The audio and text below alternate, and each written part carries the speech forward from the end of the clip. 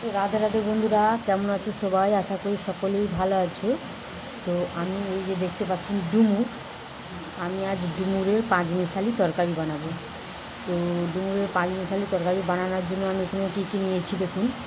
দুটো আলু নিয়েছি, ডুমুর আছে, আর এখানে কাঁঠাল বিচা নিয়েছি, একটা পটল নিয়েছি, একটা বেগুন, টমেটো আর কুঁদরি নিয়েছি। তো সবজিগুলো এবার সব আমি কেটে নেব। প্রথমে আমি ডুমুরটা কেটে একটু ভাপ বুলিয়ে নেব। তো প্রথমে আমি ডুমুরটা কেটে নিচ্ছি দেখুন এইভাবে। এর যে ভিতরে যে ফুল থাকে, ফুলগুলো কিন্তু বেশি বড় বড় হয়নি। ফুলগুলো যদি বড় বড় হতো তাহলে এরকম করে ফুলগুলো কেটে ফেলে দিতে হতো। তো আমি এইভাবে ডুমুরটা কেটে নিয়েছি। দেখুন আমার ডুমুরটা কাটা হয়ে গেছে, আমি জলে করে ভিজিয়ে রেখেছি। ডুমুরের একটা যে কষ, সেই কষটা বেরিয়ে গেছে। এবার একটু সিদ্ধ করে নেব নুন আর হলুদ দিয়ে, দিয়ে আর যে কষানি ভাবটা চলে যাবে।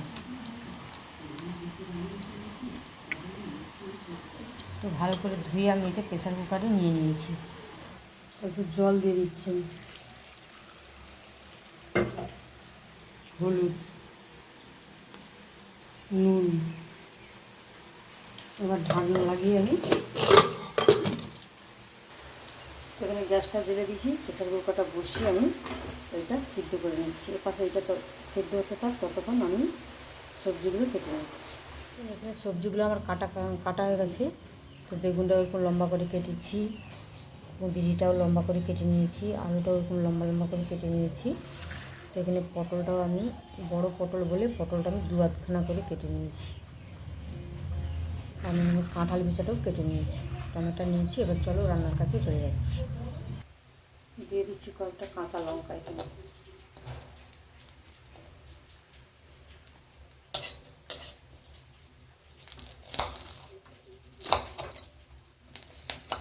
কাঁচা লঙ্কাগুলো আমি রুখা কড়াই প্রথমে ভেজে নেব একটু, তারপর তেলটা দেব। খুন্তি দিয়ে আমি কাঁচা লঙ্কাটা কেটে দিয়েছি। কাঁচা লঙ্কাটা গায়ে ছেঁকা লেগে গেছে। এবার আমি একটু সাদা তেল দিয়ে দিচ্ছি, পাঁচ ফোড়ন। তো ফোড়নটা ভাজা হয়ে গেছে। এবার আমি প্রথমে দিয়ে দিচ্ছি আলু।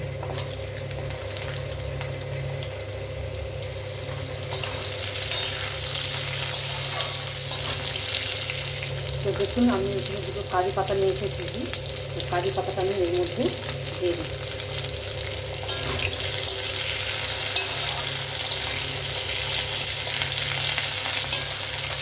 তো আলুটা লাল করে ভাজা হয়ে গেছে। এবার আমি কুঁদরিটা দিয়ে দিচ্ছি।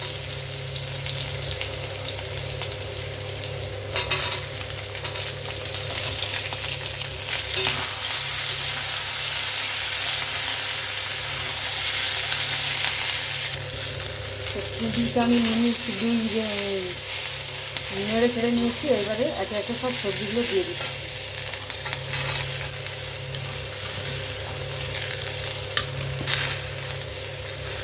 এখানে টমেটোটাও দিয়ে দিচ্ছি। এখানে 1 চামচ আমি আদা বাটা দিয়ে দিচ্ছি।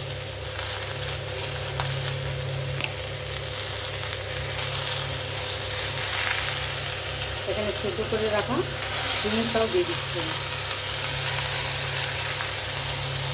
এবার সব উপকরণটা আমি ভালো করে মিশিয়ে নেব।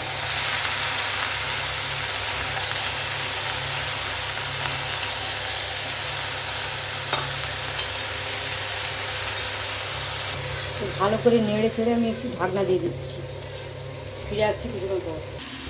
তো ঢাকনাটা আমি খুলে সবজিগুলো একটু নেড়ে চেড়ে দিচ্ছি।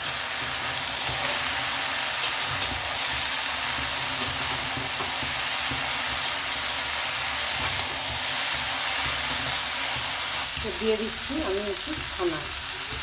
আমার হাতের কাছে একটু ছানা ছিল, তাই দিয়ে দিলাম। আমাদের কাছে না থাকলে দেওয়ার দরকার নেই। তো আমি তো এটা নিরামিষই বানাচ্ছি, তাই একটু ছানা দিলাম। আপনারা চাইলে আমিষও বানাতে পারেন এটা। তো আপনাদের সঙ্গে কথা বলতে বলতে এটা আমার কষানো হয়ে গেছে। এবার নুন আর হলুদটা দিয়ে দিচ্ছে। নুন পরিমাণ মতন, হলুদ,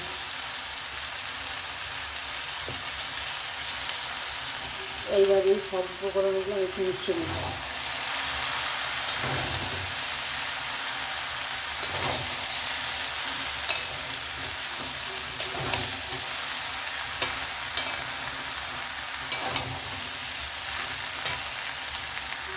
এটা আমার ভালো করে কষানো হয়ে গেছে।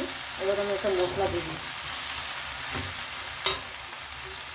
তো দেখুন এখানে আমি একটা মশলা বেটে রেখেছিলাম, জিরা, সরিষা, ধনিয়া আর শুকনো লঙ্কা, ওইটা আমি 2 চামচ দিয়ে দিচ্ছি। তো মশলাটা দিয়েও আমি ভালো করে মিনিট 5 কষিয়ে নেব।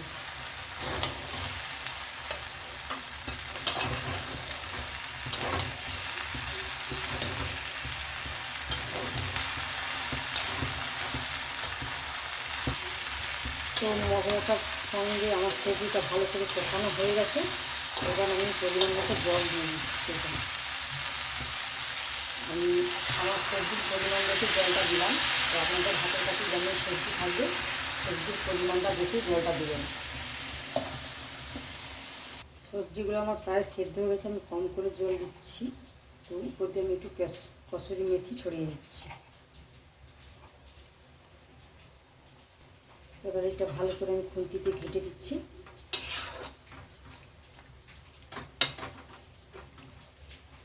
ঘেঁটে আমি এবার একটু চাপা দিয়ে দিচ্ছি, যতক্ষণ না সবজিগুলো ভালো করে সেদ্ধ হয়ে যাচ্ছে ততক্ষণ আমি রান্না করে নিই। রান্নাটা খুলে দেখতেছি আমার তরকারিটা হয়ে গেছে। দেখুন তরকারিটা আমার হয়ে গেছে, সব সবজিগুলো আমার সেদ্ধ হয়ে গেছে। এবার আমি তরকারিটা নামিয়ে নেব, গ্যাসটা বন্ধ করে দিচ্ছি। তো আপনাদের হাতের কাছে যদি ধনে পাতা থাকে আপনারা এই সময় ধনে পাতাটা দিয়েই নামিয়ে নেবেন। আমার কাছে ধনে পাতাটা নেই, তাই আমি এখন নামিয়ে নিচ্ছি। কেটে কেটে দিচ্ছি। তো তরকারিটা তো আমি নামিয়ে নিয়েছি। তরকারিটা দিয়ে খুব সুন্দর একটা গন্ধ বেরিয়েছে। কসুরি মেথি দেওয়ার পর তরকারিটা দিয়ে এত সুন্দর সেন্ট বেরিয়েছে যে আর কিছুই লাগবে না, এই দিয়েই এক থালা ভাত খাওয়া হয়ে যাবে। তো আপনারাও এরকম নিরামিষের সময় এইভাবে ডুমুর দিয়ে পাঁচমিশালির তরকারি বানিয়ে খেয়ে দেখবেন, আর কেমন লাগে আমাকে অবশ্যই কমেন্ট করে জানাবেন। আর আমার রান্নাটা যদি ভালো লাগে আমার চ্যানেলটি সাবস্ক্রাইব করে আমার পাশে থাকবেন।